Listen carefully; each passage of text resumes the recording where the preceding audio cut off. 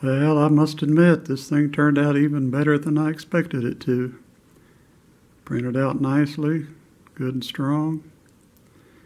How's everybody doing today? My name's Keith, and I'm coming at you from my workshop here at Carolina Mountain Lights. And what you're looking at here is a hub for a 12-arm, 48-inch spinner. It's kind of hard to believe because at its widest point, this thing is only 3 7/8 inches wide. Give you a little overview of the nomenclature of this thing. These holes here in the side, these are designed to fit a 1/4-inch steel rod. However, I have found a better option than the steel rod. I'll show you that shortly. But has holes all the way around for 12 rods. We look on the top here, these holes here allow for compression screws. Run screws into here, and they press on the rod to hold it in place. Working on up to the top, this up here is a mounting hole for a 1/2 inch EMT for mounting the whole thing.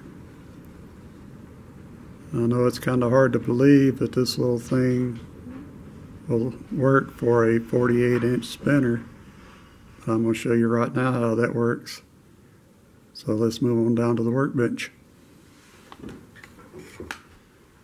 Now, as I said, I came up with a better option than 1/4-inch steel rods for this model. One thing about, well, several things about steel is, one, it will eventually rust. It is strong, however, it's also heavy. Puts a lot of strain on the model.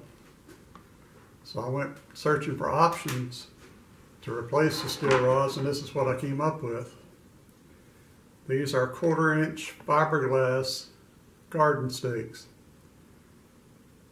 There's plenty of options on Walmart and some options on Amazon for purchasing these. Steel rods, 1/4-inch steel rods will run you about $4.98 each at Home Depot. That's for a 6-foot section. And you figure if you, well, I have one model that uses 27 steel rods. And if you do your calculations on that, that comes out to around 135 bucks. These fiberglass rods, you can get a 40 pack of 4-foot rods for $36 on Amazon. You figure that's, what, maybe a quarter to a third of the price of the steel rods. So it's a lot cheaper. Fiberglass will not rust. It's nice and strong. They do not break easy. Matter of fact, I haven't tried, but I don't think you can break them at all. I think they'll just bend over. I found this is a much better option for using in this model and one of my other models. You'll see they fit perfectly in the holes here. I'll go ahead and put all these rods in here and come back and show you what it looks like. Now, I saved this last one so I could point out a few things to you. First off, when you're putting these rods in, there's a hole in the center here. You can put your finger in there and you feel when the rod is at the edge. That's where you want to take it to, the edge right in there.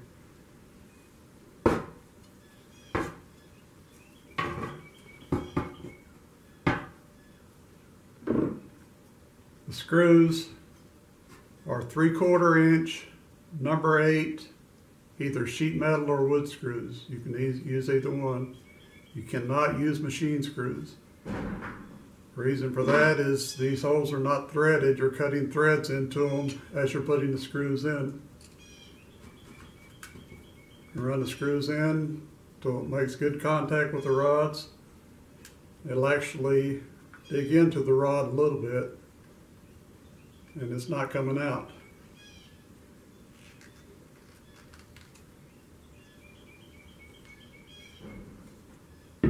And that is what the completed model looks like. Like I said, it's hard to believe that you can get a 48-inch spinner off a little 3-inch hub, 3.5 inch. One thing you need to know is when you're printing this thing, you need to print it at 100% infill. Print it as a solid. The reason for that is, well, actually holding 12 rods, it's going to take a lot of pressure from that. Running 12 screws into the plastic is going to add a whole lot more pressure to it. If you try to print the whole thing with say 50% infill, once you run the screws into it, you're just going to hear plastic cracking. But as far as printing it, you can print it at 100% infill, and it'll take only 11 to 12 hours. And in the 3D printing world, that's not a whole lot of time. I think this one took me a little over 11 hours. Printed as a solid, and it is solid as a rock.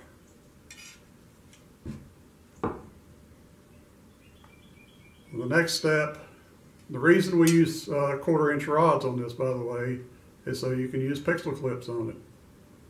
A lot of you are aware that the vendors that provide for us wired frames, such as Wizard of Wire, they use 1/4 inch rods to make their wire frames.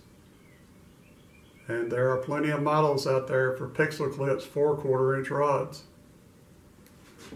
I printed out my own myself.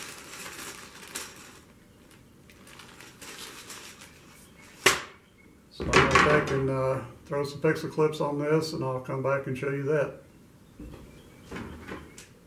Okay, now this is a look at the model with the pixel clips on it. I guess it's a good time to say this is a flexible model, meaning you don't have to go 48 inches, you could go 36 inches, you could go bigger. I don't suggest going much bigger than 48 inches because, like I said, this is fiberglass. It is flexible, it does have some bend to it. I don't know how this is going to act out in the elements. You may end up with a little bit of sagging. I'm not sure. I'll have to test these for a year or two to see how that's going to work. Also, it's flexible in the number of pixels you can use. With the 48-inch design here that I have designed, I'm using 11 pixels on each arm. Comes out to a total of 132 pixels.